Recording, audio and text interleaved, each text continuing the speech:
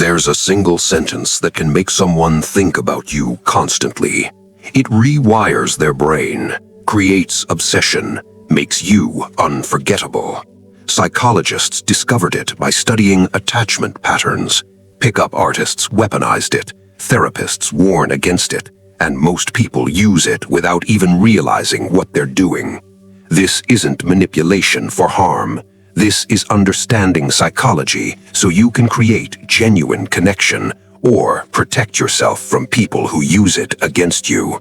The sentence works on romantic partners, friends, co-workers, even strangers.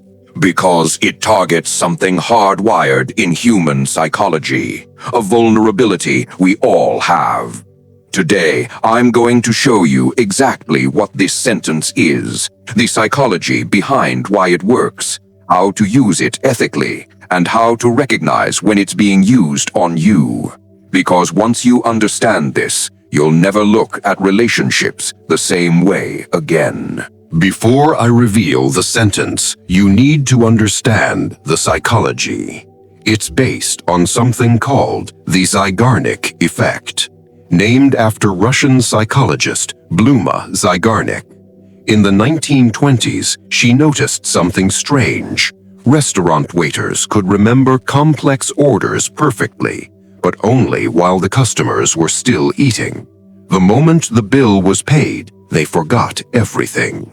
She ran experiments and discovered that the human brain obsesses over unfinished tasks. Completed tasks get filed away and forgotten, but interrupted tasks, they loop in your mind, creating psychological tension until they're resolved. This is why you can't stop thinking about a conversation that ended abruptly, a text that was left unread, a relationship that never got closure, an argument that was never resolved. Your brain hates incompleteness. It will obsess over the unfinished until it finds resolution.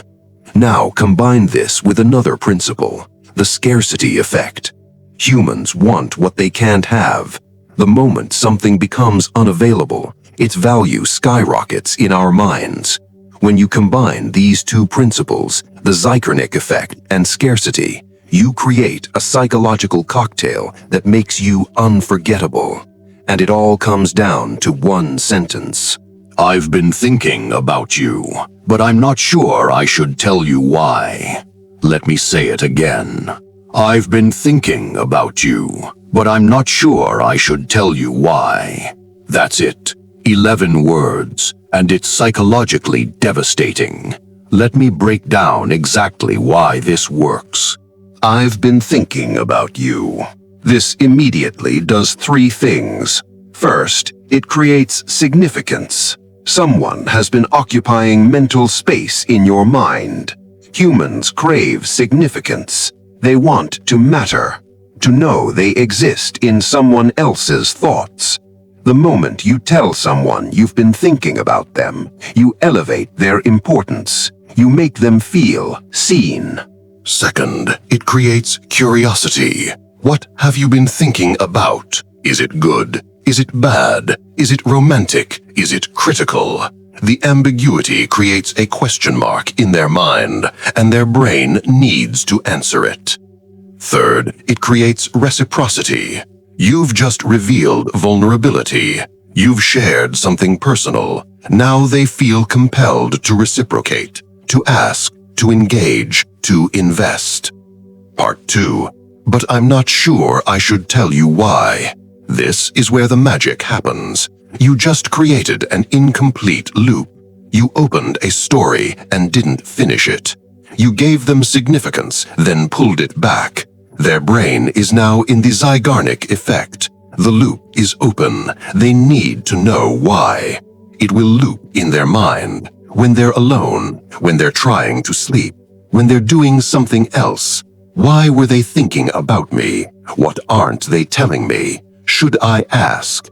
You've become an unsolved mystery, and the human brain is obsessed with solving mysteries. Part 3. The implied scarcity. I'm not sure I should tell you.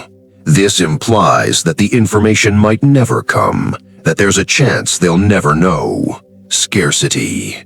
Now it's not just curiosity, it's urgent curiosity. What if I never find out? What if this moment passes? What if I lose my chance? Suddenly, they're chasing, initiating, pursuing the answer, and in the process, pursuing you. Here's what's happening in their brain. The moment you say this sentence, their ventral tegmental area lights up.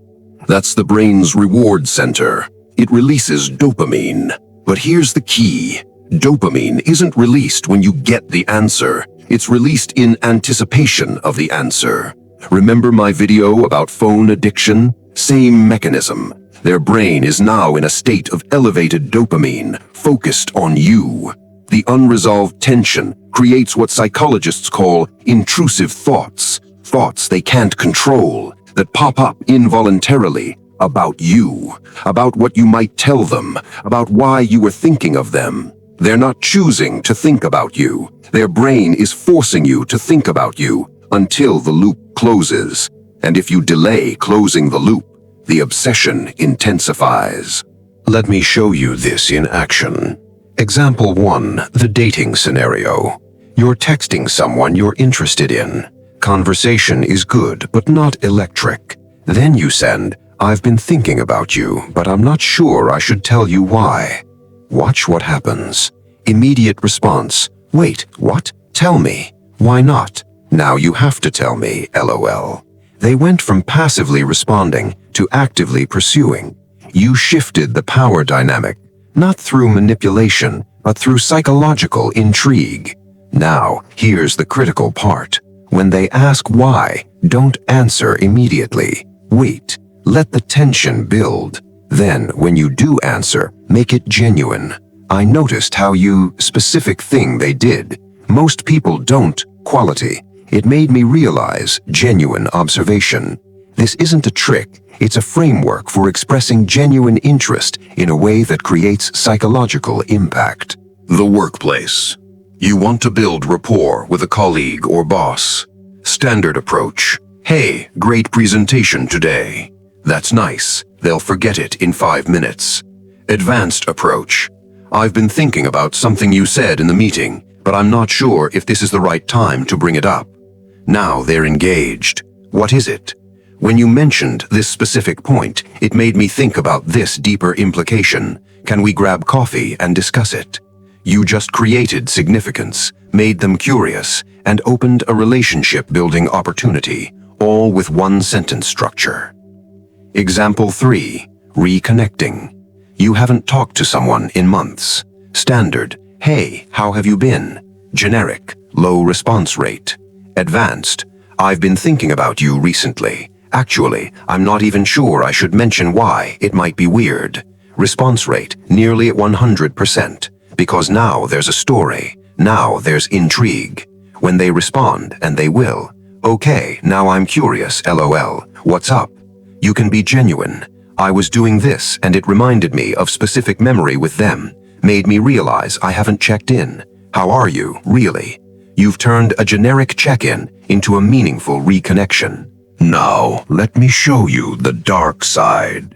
Because this technique can be weaponized. Narcissists use this instinctively. They create incomplete loops constantly. "We need to talk, but not right now. I have something to tell you, but I don't know if you can handle it. I've been thinking about us, but maybe it's better if I don't say anything." This creates anxiety, not healthy curiosity, anxiety, because they never close the loop.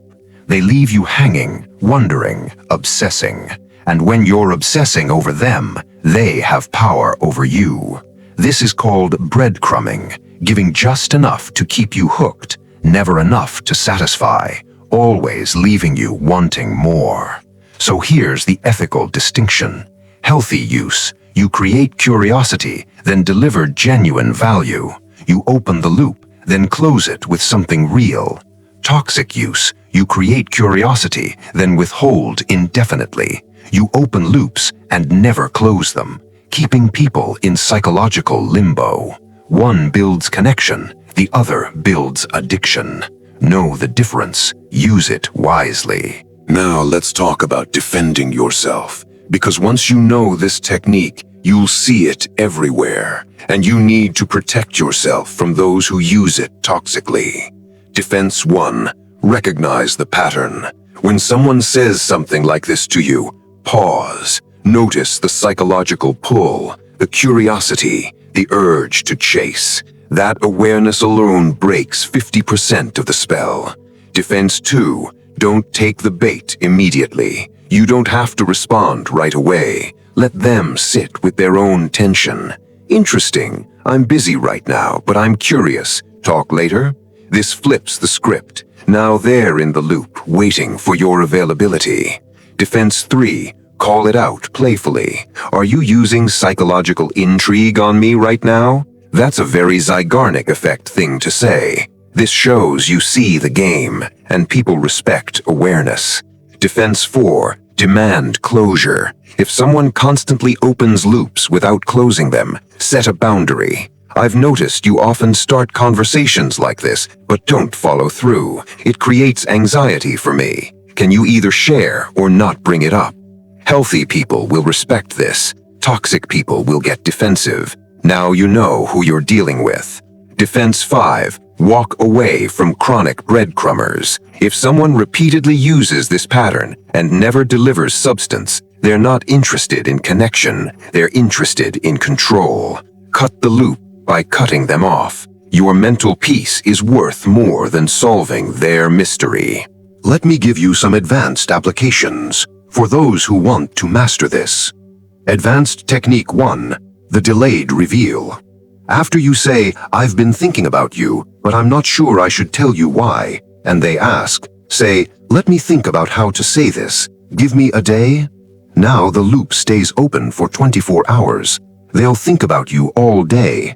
When you finally reveal, the impact is 10x stronger. But only do this if you have something genuine to say. Advanced Technique 2. The partial reveal. I've been thinking about you, specifically about vague category. Oh, what about it? I'm still processing it. Can I get back to you when I've figured out how to articulate it? This gives them a direction for their curiosity, but not satisfaction. Even more powerful.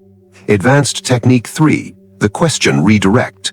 I've been thinking about you. Actually, can I ask you something first? Then ask a meaningful question about them. This combines the intrigue with making them feel deeply seen. Devastating combination. Advanced Technique 4. The written version. Send a text, I've been thinking about you. Wait for response. Then, actually, this is better said in person. Coffee this week? You just turned digital intrigue into a real-world meeting with 2 messages.